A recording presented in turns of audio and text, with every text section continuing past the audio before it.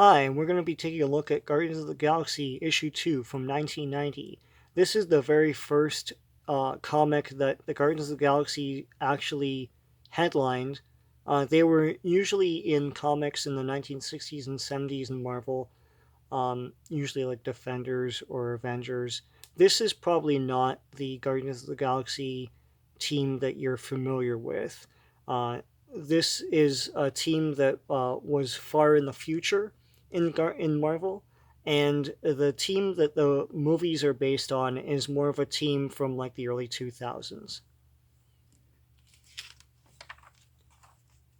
And so what I want to do with these videos is basically show the original comics and the original art, etc., and all of the things of the time that are in the comics, like advertisements, um, bullpen bulletins, stuff like that, and maybe like dovetail into other conversations as well. So this star here is the original Guardians of the Galaxy symbol that they all used. It's basically like a sheriff star or something, and it's a star with the American flag colors. I think that's completely lost now in Guardians of the Galaxy comics. I don't know if they do that in newer comics. I know there's so many iterations now, but I know it's completely lost in the movies. It would be neat to have this come back. So you're going to see a lot of advertisements for NES games in this, and that's because Nintendo was in full swing. I mean, they came out in 1985 in North America, but by 1990, there was Nintendo mania everywhere. And even though they were competing against Genesis, Nintendo was tops, like at least to me. Wrath of the Black Manta was a game I rented constantly. It's really cool. Lots of good ninja stuff. Ninjas were big still. Um, but yeah, I never owned this. I always just rented it. So Guardians of the Galaxy was part of a whole thing from Marvel that I guess they were trying to appease their top talent. Like they gave Todd McFarlane Spider-Man his own Spider-Man title to write and draw. They gave Rob Liefeld X Force, and so he that was his title completely. And Chris Claremont and Jim Lee did X Men, and all of those were tremendously successful. Jim Valentino wrote and penciled Guardians of the Galaxy, and I loved this comic. I don't think this is much of a hot take. I think that Guardians of the Galaxy was more interesting than Spider Man, X Force, X Men. I feel like Jim Valentino succeeded in taking all of the 90s craziness of like action figure looking um, over designed characters, fighting with laser beams, etc., all the time, but also made the stories coherent. Like I knew what was going on in the Guardians of the Galaxy comics. I just thought they were colorful and fun and like truly great. Like I always felt that Todd McFarlane's Spider-Man was a little bit off-brand from Spider-Man. It's not really Spider-Man. I mean, a lot of the stories felt like Batman stories, like a bit more dark and brooding. But this was great, and to see these characters that were around in a few issues, but now in their own title was fantastic. So here's the team. It's Starhawk. Now he shares his body with a female. I know that sounds weird, but it's a science fiction thing. He can turn into a woman called Alita. Um, Now in Guardians of the Galaxy Volume 2, Sylvester Stallone plays the male version of this. Here's Vance Astro. He's an old dude that like a human from hundreds of years before, but in a protective suit that preserves him. If it's cut open, then he starts rotting. Here's the original Yondu. So Yondu was very different from the movies. Yondu was a kind of a noble savage type of character, and he launches arrows from a bow rather than having the arrows fly around by themselves. He does control the direction of them in midair by whistling. Here's Charlie 27, and here's Nikki. And they all come from different colonies around the solar system or beyond. And they're fighting characters called the Stark, and we'll get to them in a bit. Here's an ad for the X-Men game. This is my Wolverine. I always liked that look for Wolverine. That was what I was used to when I was getting into comics. This game wasn't great. I remember not liking it much as a kid, but it was X-Men, so yay. I did like everything was top down. I wanted to see the characters better. But nowadays, of course, it's a classic, and I'm more fond of it today. And almost every page is an NES game. I bought this used. I bought Bionic Commando used. Um, Video games were very expensive back in the day, and I think people would be surprised to see old catalogs and see that prices are between $50 to $80 for a game. Used, that was $60. And whether or not I was ripped off, I did uh, save up to get that. I love Bionic Commando. I actually finished it. It's very hard. I don't think I could finish it now, but it's a lot of reaction time and stuff. But it's an awesome game, and Capcom, almost everything they made was great. So Uatu the Watcher tells the story of the Stark. And here we have Off Road, which uses the 4-player adapter, so you could plug in more controllers.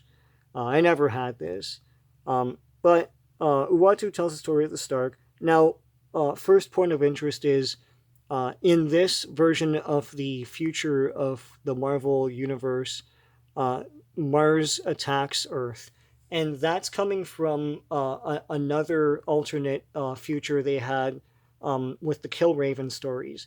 They did a whole adaptation of War of the Worlds, but their take was the Martians won. And for centuries and generations, humankind has forgotten their history and their past, and they just think they're slaves to these Martians. And Killraven is a character that rebels against the Martians. And it's interesting that they use that future. That was cool. This was my introduction to that whole thing. Then I got into Killraven and stuff.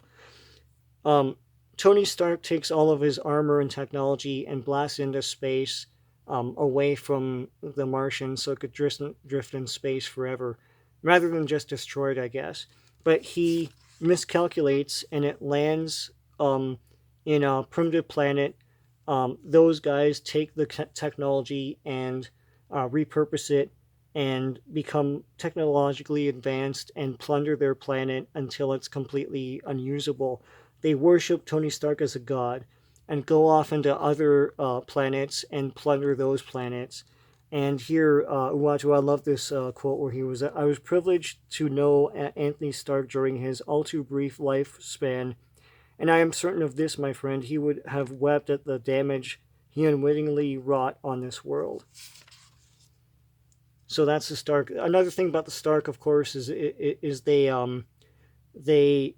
value women over men. So the women are the dominant gender, and they're pulling back when they're fighting Nikki, and Charlie 27 realizes this, so he yells at Starhawk to turn into Alita.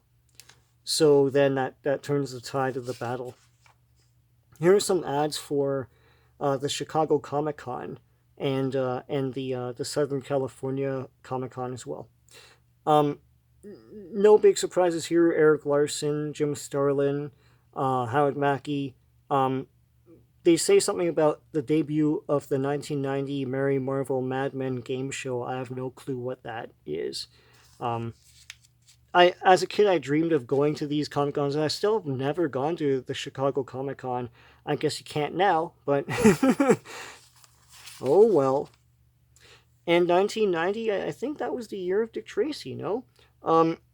Here's an ad for the Dick Tracy movie.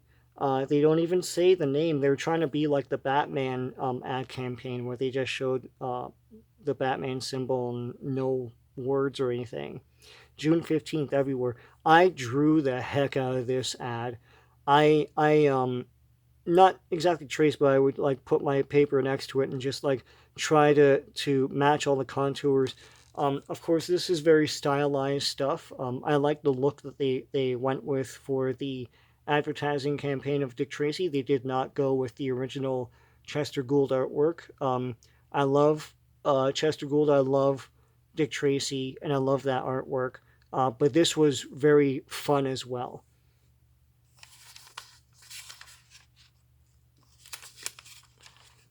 And here we have the Bullpen Bulletins, and these were in every Marvel comic. Every month they would refresh them. So there's a checklist of all the stuff out that month, which is very helpful. There's a time when I bought the entire line of Marvel, and when you look at this, yes, it all added up.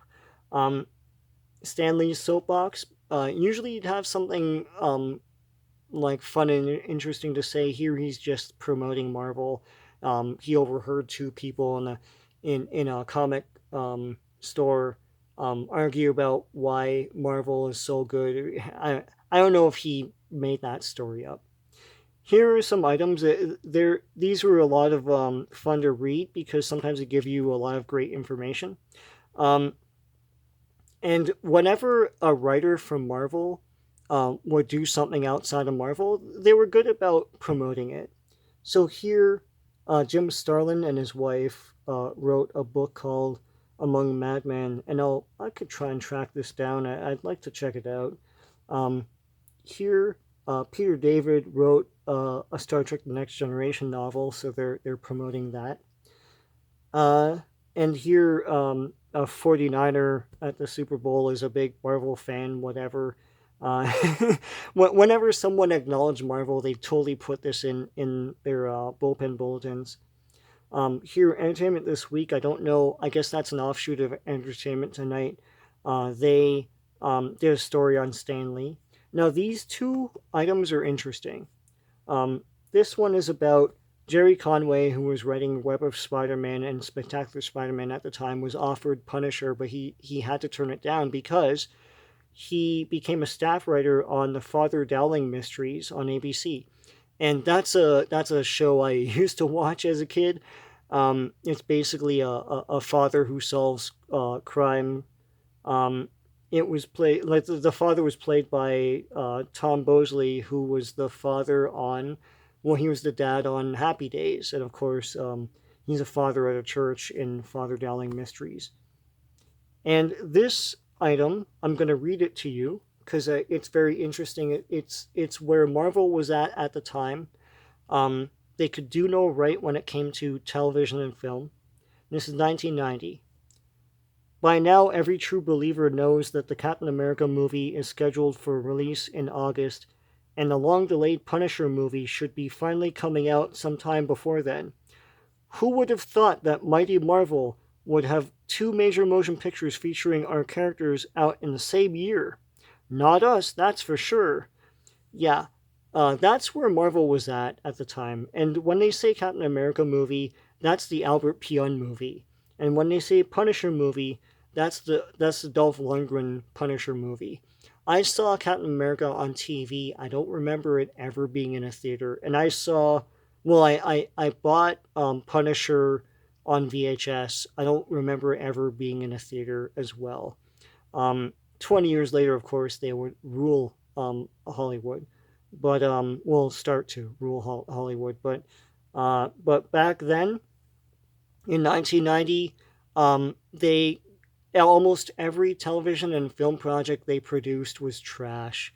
I mean, that Power Pack TV pilot is terrible, but and it seemed hopeless. It seemed like they would never succeed in film, television, and now it's like in spades.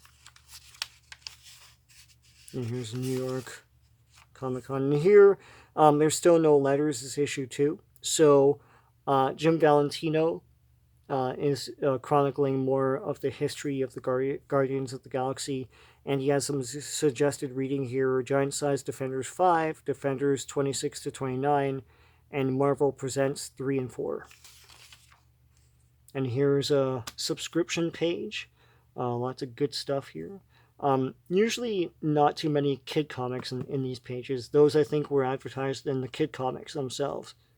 And here's Viper and NES Classic. Anything by Capcom was usually great.